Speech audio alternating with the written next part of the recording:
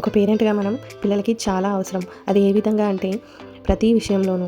Example, పిల్లలు ఇంటికి వచ్చినాక హోంవర్క్ చేసుకుంటారు కదా, ఆ సమయంలో మనం ఏదో వంట చేసుకుంటూ ఏదో పనిలో ఉంటూ ఆ హోంవర్క్ చేయనానా, ఫాస్ట్గా చేయనానా అంటూ చెబుతూ ఉంటాం. కానీ అలా కాకుండా ఏ పనైనా కొంచెం పక్కన పెట్టి వాళ్ళతో పాటు కూర్చొని రాని దాన్ని చెప్పుకుంటూ మనం కూడా ఒక బుక్ తీసుకొని దాన్ని చదువుతూ ఉంటే పిల్లలకి మా మమ్మీ నా పక్కనే కూర్చుంది, హ్యాపీగా హోంవర్క్ చేసుకోవచ్చు అనే ఫీలింగ్ వారిలో కలుగుతుంది. అదే మనం వేరే పనిలో ఉంటూ వాళ్ళకు వర్క్ చేసుకోమని చెప్తే వాళ్ళ మైండ్ కొంచెం డిస్టర్బ్ అవుతుంది. అంటే మమ్మీ ఏం చేస్తుంది చూద్దామని, లేకుంటే మనం చూడనప్పుడు వాళ్ళు ఏదో ఆట ఆడుకోవడం, చూసినప్పుడు రాసుకోవడం అలా చేస్తుంటారు. కాబట్టి మనం వాళ్ళ పక్కనే ఉంటే, హోంవర్క్ ఫినిష్ అయ్యేంత వరకు వాళ్ళ పక్కన ఉంటే హ్యాపీగా హోంవర్క్ చేసుకుంటారు.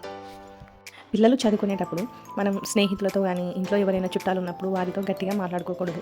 ఎందుకంటే వాళ్ళకు ఏమనిపిస్తుందంటే నేను కూడా వాళ్ళతో హ్యాపీగా స్పెండ్ చేస్తుంటే టైం అనే ఫీలింగ్ వారిలో కలుగుతుంది. కాబట్టి మనం ఎలాంటి డిస్టర్బెన్స్ లేకుండా చూసుకోవాలి.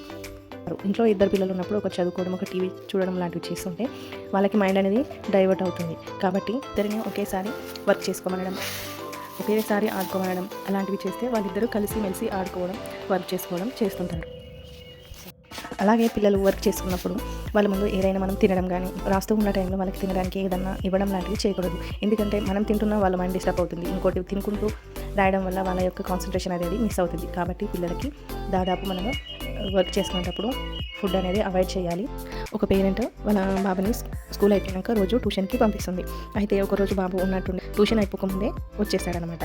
అయితే అప్పుడు ఆ పేరెంట్ వాళ్ళ బాబుని ఏమైంది నాన్న వచ్చేసావు ట్యూషన్ అయిపోకముందే అని అడిగింది. వాళ్ళ బాబు ఏం సమాధానం ఇచ్చాడంటే, డాడీ మమ్మీ మీకు టైం లేదని నన్ను ట్యూషన్కి పంపించారు, అయితే ట్యూషన్లో టీచర్కి కూడా టైం లేదని నన్ను మళ్ళీ రివర్స్ ఇంటికి పంపించింది అని చెప్పాడు. ఇందులో ఎవరిది మిస్టేక్ మీరే కామెంట్ చేయండి.